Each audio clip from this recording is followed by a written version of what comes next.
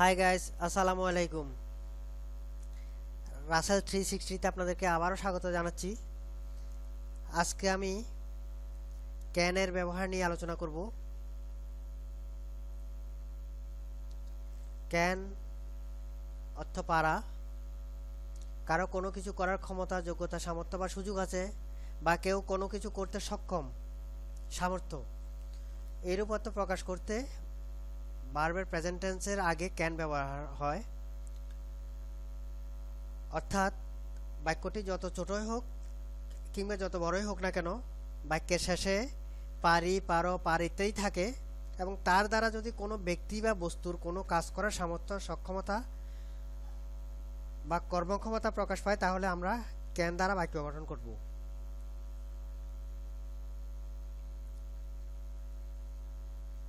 আর অবশ্যই একটা কথা মনে রাখবেন, সাবজেক্ট যদি থার্ড পারসন সিঙ্গুলার নাম্বারও হয়, তবুও প্রেজেন্ট ইনডিফিনিট টেন্স বা কোনো টেন্সে ক্যানের পরে যে মূল ভার্ব বসবে ভার্বের সাথে অ্যাজ বা ইয়েস যুক্ত হবে না।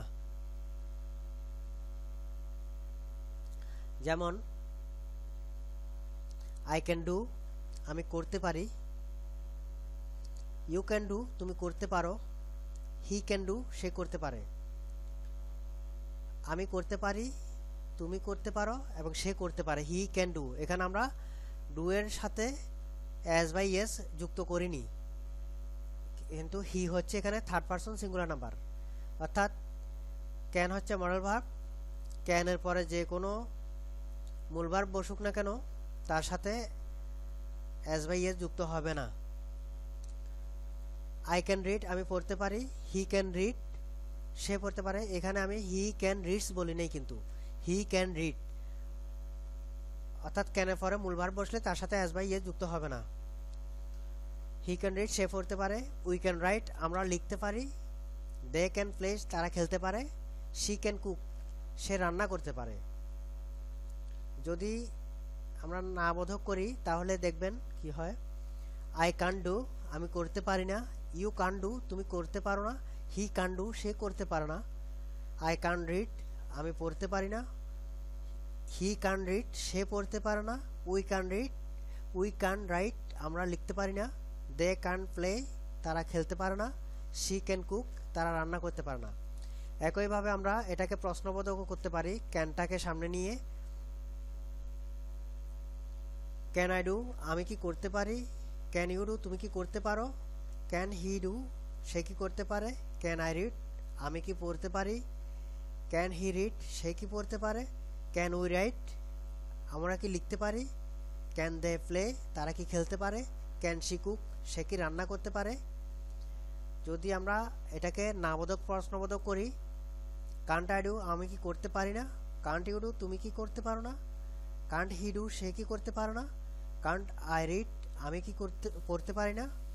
কান্ট হি রিড, সে কি পড়তে পারে না। কান্ট উই রাইট, আমরা কি লিখতে পারি না। কান্ট দে প্লে, তারা কি খেলতে পারে না। কান্ট শি কুক, সে কি রান্না করতে পারে না। আমরা যদি চাই এটাকে ডব্লিউএস কোশ্চেন দিয়েও করতে পারি। যেমন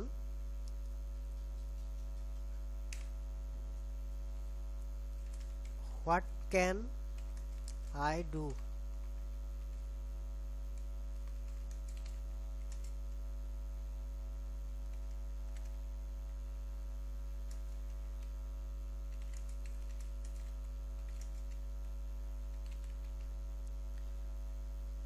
ঠিক এই নিয়মে আপনারাও করতে পারবেন। What can I do, how can I right, what Kant I do, আমি কি করতে পারি না।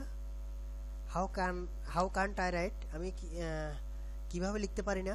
ঠিক এভাবে আপনারা ডব্লিউএস ওয়ার্ডগুলা ইউজ করো নিজেরা সেন্টেন্স তৈরি করতে পারবেন।